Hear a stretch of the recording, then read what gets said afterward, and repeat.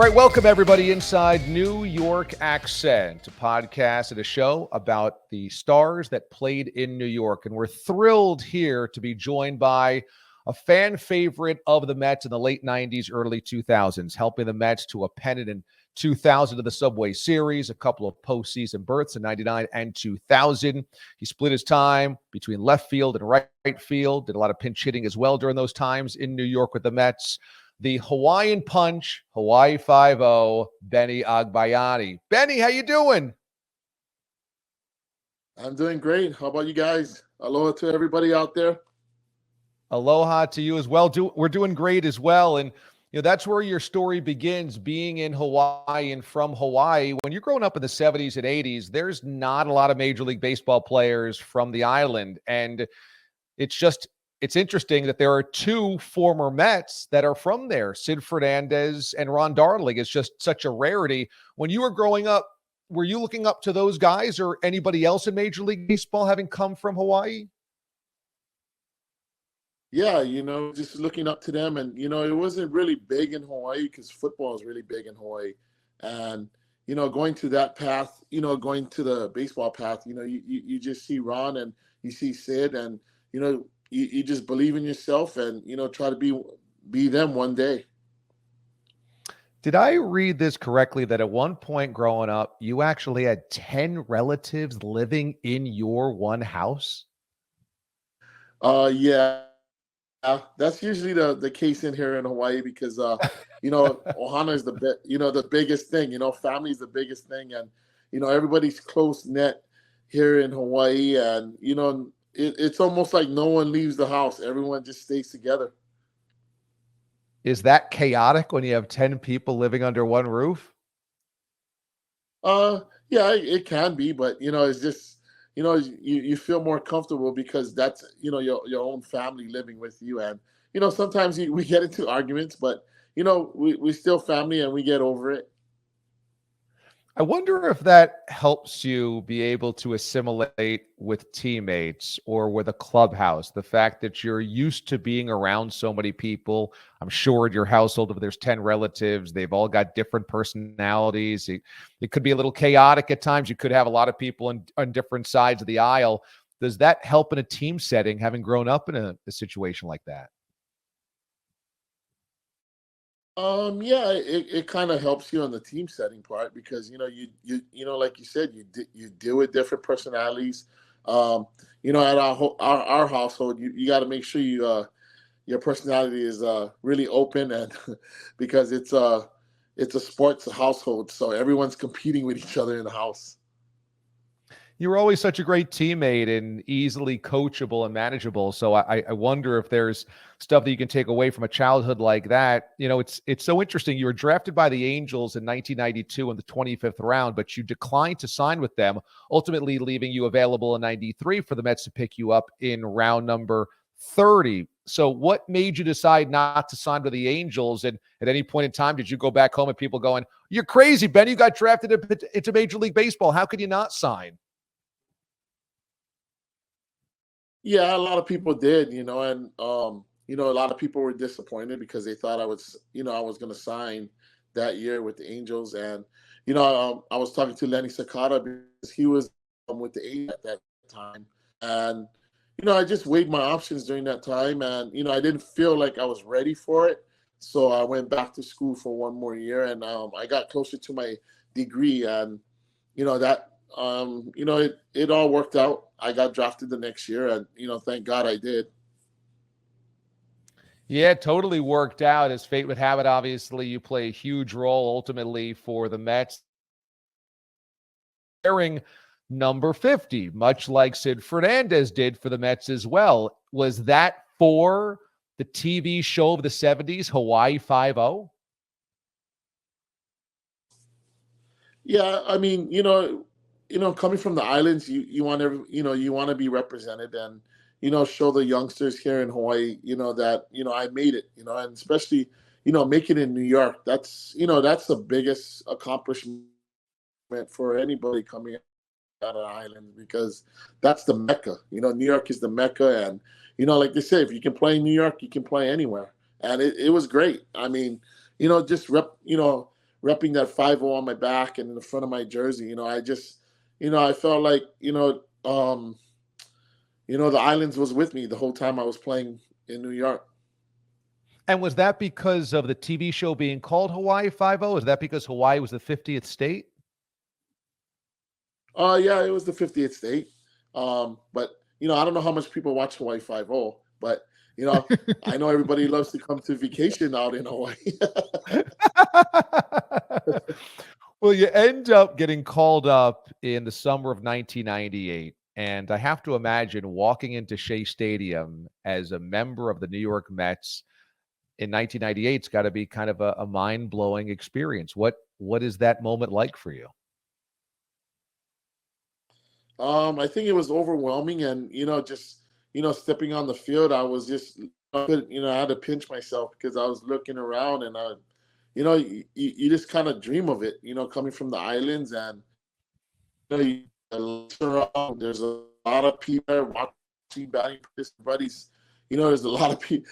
It was it was a for me when I got there, but I got pretty used to it.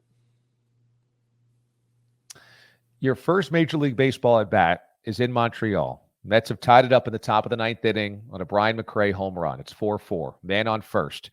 You've got a chance to get the go-ahead RBI, and you come up against Ugi Urbina, but unfortunately you strike out swinging. Do you remember that first at-bat in the majors? Oh, yes, I do. And Ugi Urbina was one of the big-time closer back then. And, I was like more, I went up there and I was like, oh, hopefully I get a hit off, facing the closer off, during the Expos. And I was like, oh my gosh, I'm facing the closer already.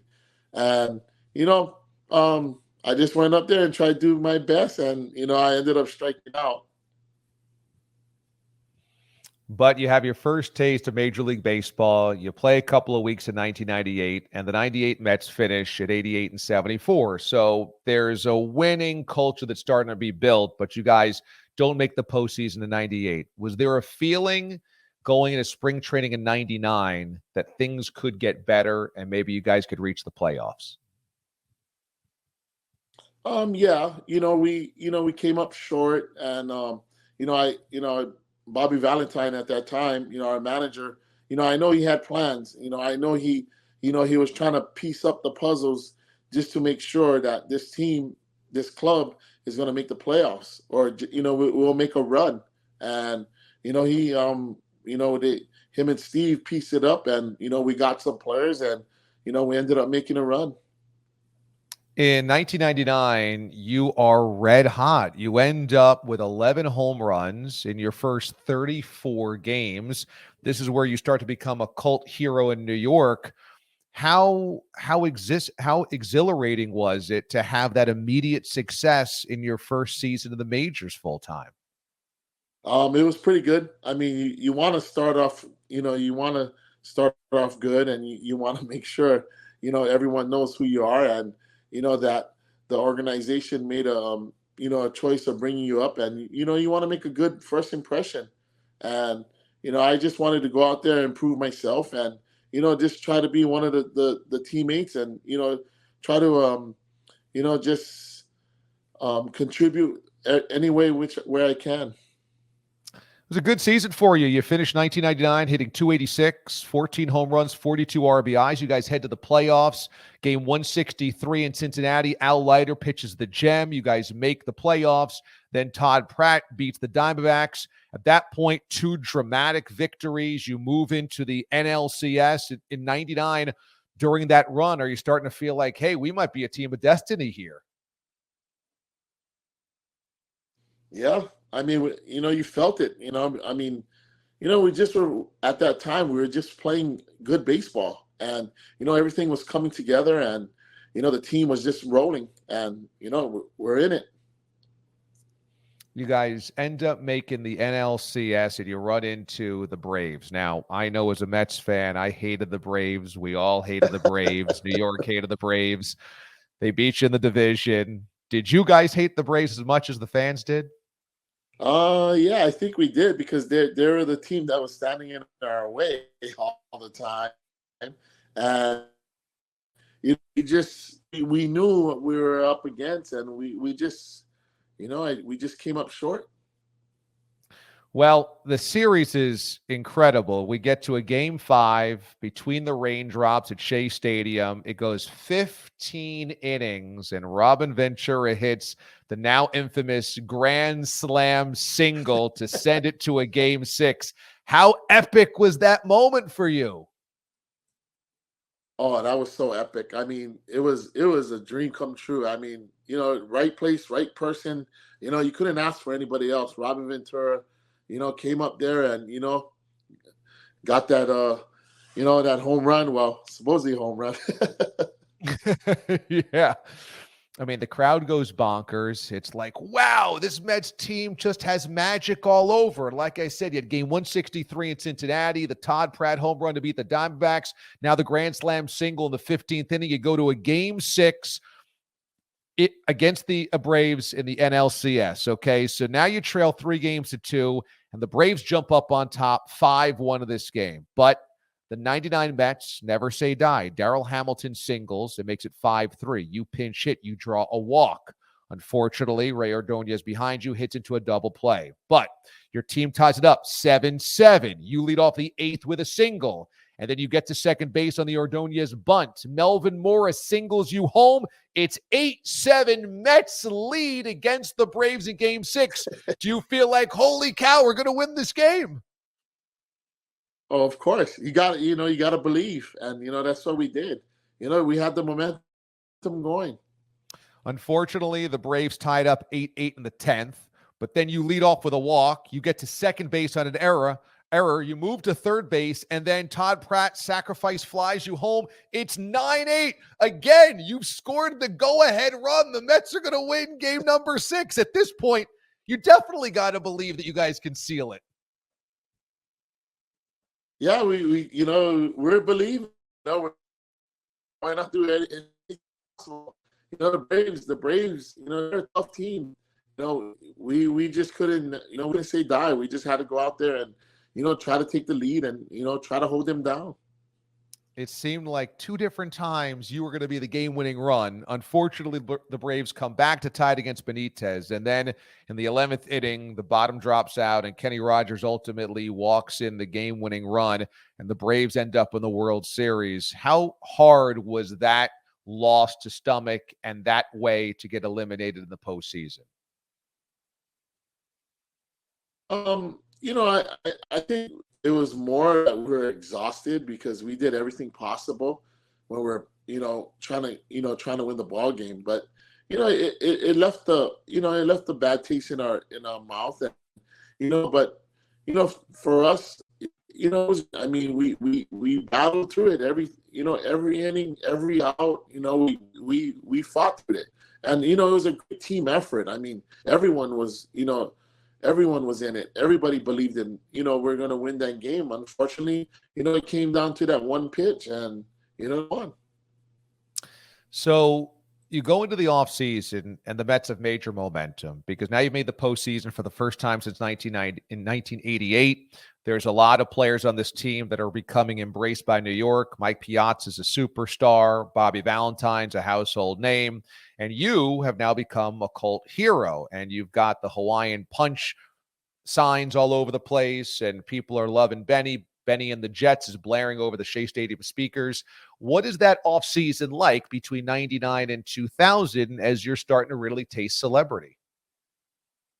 It was great. It was one of those things. You walk around New York, you get noticed, and you feel like a big superstar. But it was just great that the fans of New York embraced me the way they did. I really appreciate that. And when the fans embrace you like that, it's easier to play. But I heard my boos, I heard all those other stuff. But that they're on me when I did bad. But that's the way the game goes. I just was trying to go out there and be a consistent player every day, and help this ball club win. I mean, that was our goal, to make it to the World Series. In 2000, you were fantastic. Going into 2000, You didn't know if you'd have a job, though. Jay Payton is finally healthy, and it seems like there's a disagreement between Bobby Valentine and Steve Phillips about who's going to make this final roster. Were you aware that those two were kind of battling back and forth about whether you were going to make the opening day roster? No, I wasn't aware until Japan. When we went to Japan, that's when I was aware because, I didn't know if I was going to go back to AAA or, get a spot on the team. I mean, we had so much veteran players on our team. So, Bobby kind of just told me you got to weigh this thing out and, you just got to keep working and, just let it play out. Ends up that you hit that grand slam in Tokyo to open up the season in Japan, and now you got your spot on the team. And in 2000, the New York Mets are off to the races again. And during this summer, there's a fly ball that you catch in left field, and you think that there's 2 outs already, and this is the 3rd out. Unfortunately, there's not. And infamously, you throw this to a little boy in the stands, and there's only 2 outs now in the inning. And people might say, oh my goodness, how can you lose track of that? And I say, that's just Benny's big heart coming through. He's always looking out for the kids. He always wants to make sure the kids are having a good time. To me, that shows how generous you are, Benny, in my estimation. Yeah, I appreciate the fans, and I saw that little kid side. And, I made a big boo boo because that was we were playing the Giants, and every game was crucial for us. And yeah, I have a big heart. Just one of those things where you want to give a kid a ball because you see them over there begging for a ball, and that's every kid's dream: catch a ball or a ball thrown to them. And I guess he got one before the 3 outs. You got to bring it back from him. You got to grab it back from him, and then you throw it into home, but 2 runs score. Ultimately, you guys come back to win that game, but you did give him a ball the next inning, I believe, right? Yeah, I give him a ball, and I signed it for him, and hopefully he still had it. Yeah, I got to imagine the razzing that happens after that game, not only from your teammates, but Bobby V, has got to be pretty epic. What were they saying to you? Oh yeah, Bobby goes, he was like, in the States we play 3 outs. I don't know how you Hawaiian guys play out there in Hawaii, but they're, in the United States we got 3 outs. And I told Bobby, we're part of the United States, buddy. In 2000, you play 119 games. You hit 289, 15 home runs, 60 RBIs, but you guys are still chasing the Braves as they win the division again. But you get the Giants of the NLDS, Game 3, 1-1 series at Shea Stadium, bottom 13. You come to the plate. Relive that moment for me. What do you feel? I'm just feeling, when I went up there, everyone was in there. Let's end this, man. Let's win this game. Let's go home. And I was the first one up. I was like, I'm just gonna look for a ball where I can, where I can get on. I wasn't even thinking I was gonna hit a home run. I just wanted to get on base so that my other teammates would drive me in. And fortunately, I got a ball up where I wanted it, and I barreled it up, and I hit it. I hit it good, but I saw Barry running out there, and I was like, oh my gosh, is he gonna catch it? And then, boom, it went over, and it was ecstatic. I mean, it just got silent when running around the bases, and I just looked around the lights, the people, the fans. Everyone was jumping, and it was one of those moments where you never forget. It's such an incredible moment. One of the great postseason home runs in Mets franchise history. To end off that series, Bobby Jones throws the 1-hitter against the Giants. I'm at Shea Stadium for that game. Can't believe the type of performance that Bobby puts out there. Sent you guys to the NLCS, and we're all thinking, here it comes again. Mets and Braves, 2000 NLCS. But here are the Cardinals knocking off the Braves to meet you in the NLCS. Did you want revenge against Atlanta, or because they had tortured you, were you okay taking on St. Louis in the NLCS? At that moment, we was ready to play anybody. I mean, we were playing good baseball that year, and wish it was the Braves, but the Cardinals played better, and they everything went their way, and they got the victory, and we ended up playing the Cardinals. The Yankees are the toast of the town. They had won back-to-back World Series in 98 and 99. They had won one in 96 as well. Then here they find themselves back in the World Series. It's a Subway Series for you guys. The first time since the 50s that New York has had a Subway Series. And so you finally get there, and now you're sharing the stage with the Yankees. What is that anticipation like going into a Subway Series where the entire city is at one another's throats? It was a remarkable year that year. I I mean, for a New Yorker, for a fan, for a Yankee fan, for a Met fan, that's a dream come true. To see both New York teams go at it head to head. I mean, when is that ever going to happen? And it happened in the year 2000. It kind of embraced everyone. If you were a Mets fan, you're a Yankee fan. Everyone came together, you know, and it was just one of those things. To kind of underscore the height of your popularity, you're going on Howard Stern's show before the Subway Series. He's goading you into making a prediction, and you're like, hey, yeah, Mets in 5, which I think all of us Mets fans were right behind you on that prediction. But at that point in time, you must be pulled in a lot of different directions. Did you feel like playing in New York, playing on that stage in the Subway Series, and being the cult hero that you were, was at times overwhelming? Yeah, it was overwhelming because we were doing so much PR stuff, but in my mind, I was just trying to prepare myself for the World Series because this is the biggest stage. Preparation is the biggest thing, and you know, I mean, sometimes you go your whole career without playing in the World Series, and I just was trying to stay focused and try to get ready. Well, you guys unfortunately lose the first 2 games of the series, but they're close games. You have a lead in game number 1. They're 1-run games. And it's like, man, the Mets are so close. But in game number 3, it moves back to Shea. And in game 3, bottom 8, it's a 2-2 game. And you stroke an RBI double left center field, giving the Mets the lead and ultimately the difference in the game. Again, a clutch hit by you in October. What is that moment like to do it in the World Series now? Oh, that was, that's one of the moments you'll never forget. Especially playing against the Yankees. El Duque is the pitcher.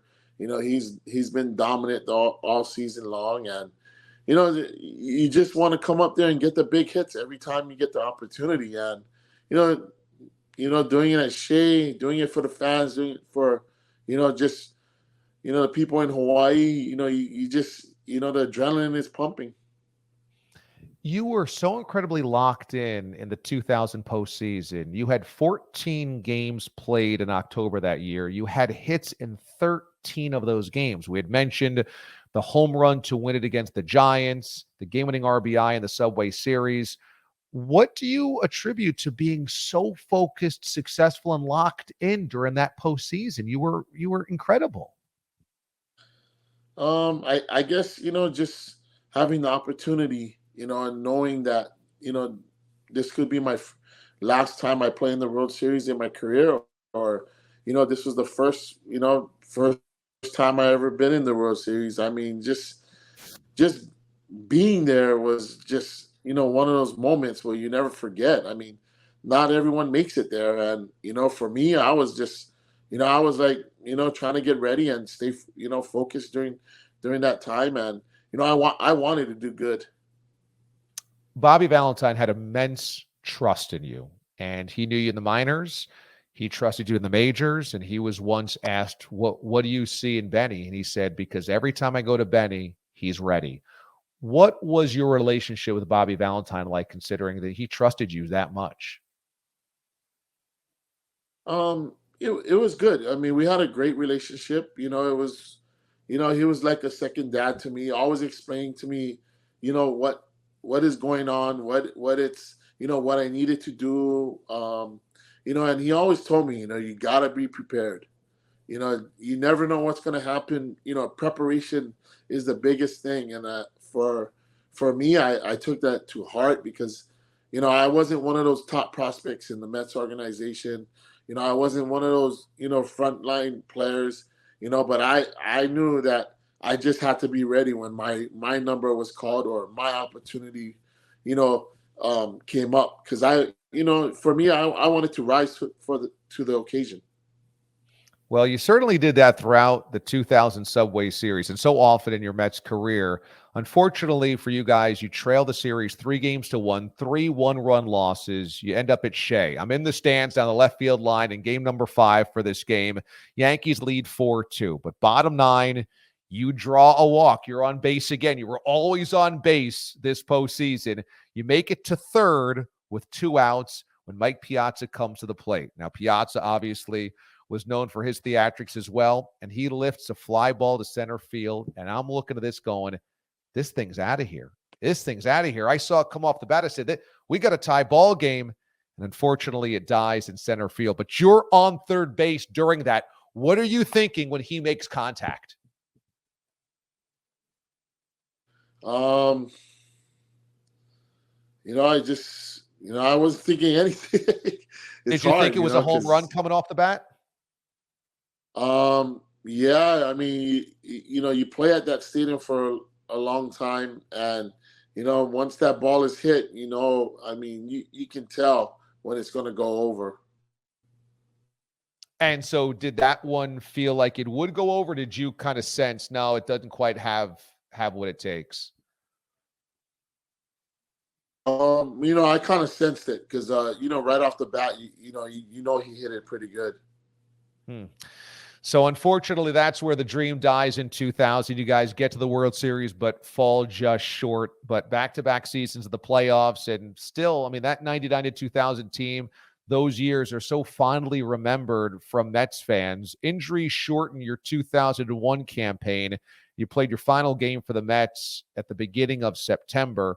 So you're not there with the team when they have that dramatic win against the Braves later on after the 9/11 incident, after 9/11 and the Mike Piazza home run. So where were you on September the 11th of that year? I was in New York. I was at the stadium. So, I was there. I was just rehabbing my hand, just trying to get it better so that I could get back on the field. Wow. So the morning of September the 11th, you were rehabbing at Shea Stadium when the planes hit the towers. Mm-hmm.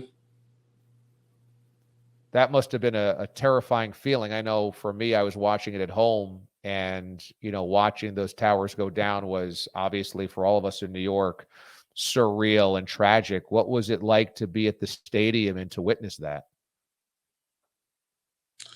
I mean, it's just one of those things where, you just looked around and, you kind of tell yourself life is short, and you start to appreciate a lot more things, a lot of the people around you. You kind of think about it where, wow, this kind of tragic can happen at any time. And, you just want to live life to the fullest because, it's almost saying you never know when your time is your time. And, to be there that day, I mean, you just, I think it was, for the people that was there, for the people that lost, loved ones. I mean, it was baseball. It was, it was magical. It brought everybody back. And, it was a good thing that, that baseball was started again. And, we that everyone could just, kind of have a sign of relief. Were you in the stadium or in the dugout during the Piazza home run against the Braves in that first game back? Yes. What was that moment like to hear Shea rock like that? Oh, it was a great moment. I think, yeah, it was rocking. And I think, that home run changed everything, especially for the people that were there, the fans. I think, you look around, I think everybody was, I saw some tears. I saw people hugging each other. I mean, it was great because, it's just that everyone embraced each other, and everyone was there to, it was almost like a celebration. Yeah, it was so cathartic. It was so necessary for sports fans of the city of New York to have something like that. That following winter, you're involved in a three-way trade, and you end up with the Rockies. That the Jeremy Burnitz trade, he comes back to the Mets, and so you end up leaving the only franchise you had known in Major League Baseball. How difficult was that? It was pretty difficult. Like they said, it's actually a business and it happens. But I started a Met and I wanted to, end my career being a Met. But sometimes it doesn't happen that way, and you got to move on. There is a happy ending, though, as you end up in Japan with Bobby Valentine once again. And you guys have amazing success there, and you have a number of really good seasons. So, was that a happy bow on the baseball career? Oh, yes, it was. I mean, it was just one of those, you know, baseball was fun again, and I just enjoyed myself, and I just played out there for 6 seasons, and just you know j- um, enjoyed Japanese baseball. Well, you're back in Hawaii now, and you work with youth. You work with in the sports realm as well. You're a coach, and you also work for Hawaiian Airlines, and so you're kind of one of the faces in your community. And I know Hawaiian Airlines has a nice big website photo of you as you're working on the tarmac for them as a ramp agent, and it seems like life is good. What's your day to day? Is life pretty happy for you these days in Hawaii? Oh, yes, it is. I have 3 kids, and a lovely wife. My older daughter's at Cal Berkeley. My second daughter just went to BYU in Provo, and my son's a sophomore in high school. And it's just, they're off playing in college, so it's just, getting them ready and enjoying them, watching their college career, and trying to get my son ready, and just try to give him the opportunity that I had growing up, and you know trying to fulfill his dream, because I know he wants to become a professional baseball player also. How often do you get stopped by fans or people in the community saying, "Hey, Benny, I remember when you did this. Hey, Benny, I remember your big home run." How often do you get that? Pretty often. I know in Hawaii there's a lot of Giants fans, so they pretty hate me a lot because after that home run I hit against them, they always remind me of that, and they always remind me about throwing the ball in the stands. But I think I left a good mark on them after that home run, so they really get after me after on that. And I said, hey, it's one of those things. You guys were Giants. I was New York. I was the Mets.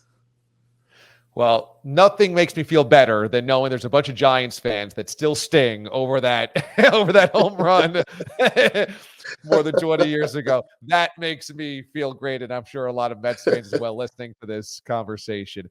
Benny, you're one of the great players of an era that's so remembered so fondly by Mets fans. And thanks so much for all the great memories. And thanks so much for spending time with us today here on the show. This has been so much fun for me personally, and hopefully you enjoyed it as well. This was so great. Oh yeah, it was great. It's always great to hear you guys, and much mahalo to everybody. Thank you. Aloha to everyone. Mahalo. Back at you. Aloha, mahalo. Thanks so much. Fantastic stuff. Thanks again, Benny. This was great. Okay, I'll see you guys. Take it easy. Okay. Thank you again. Appreciate it. Thanks again.